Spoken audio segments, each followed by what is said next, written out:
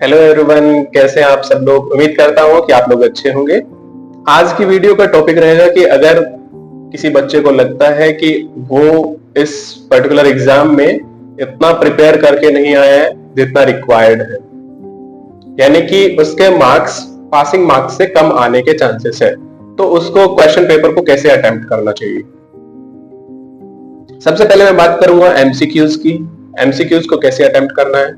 अगर आप बिल्कुल भी श्योर नहीं है किसी पर्टिकुलर क्वेश्चन के आंसर में, एमसीक्यूज की बात कर रहा हूं, तो आप उनमें हमेशा याद रखिए कि क्वेश्चन पेपर में जितने भी क्वेश्चंस एमसीक्यूज के होते हैं उनमें बोर्ड के पैटर्न में ये सालों से देखने को मिल रहा है कि आंसर बी या सी में लाई करता है। मोस्ट प्रोबेबली बी या सी ही आंसर होता है।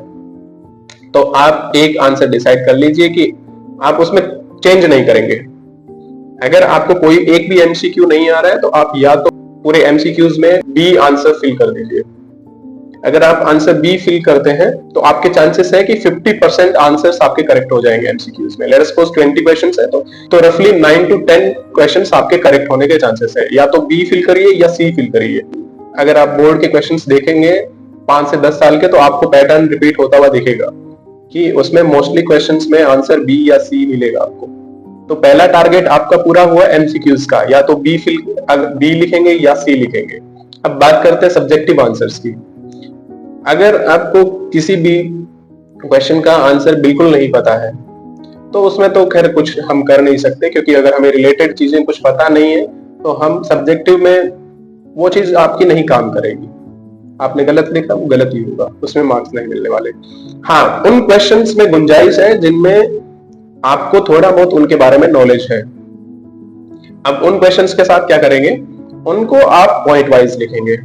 मतलब कि अगर मान लीजिए आपके पास आप साइंस का एग्जाम दे रहे हैं और उसमें कोई क्वेश्चन आ गया है इलेक्ट्रिसिटी से रिलेटेड, तो इलेक्ट्रिसिटी में आप उसमें पैराग्राफ राइटिंग न करके पॉइंट्स में लिख लीजिए जो पॉइंट्स उस क्वेश्चन से रिलेटेड है।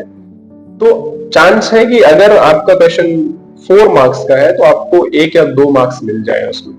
और ऐसे करके आपने उस पूरे क्वेश्चन पेपर में 5 से 10 क्वेश्चंस आपके फेमिलियर क्वेश्चंस मिल गए आपको, जिनमें आपको थोड़ा उसका नॉलेज है, तो आप आसानी से उस क्वेश्चन पेपर में पासिंग मार्क्स ले पाएंगे।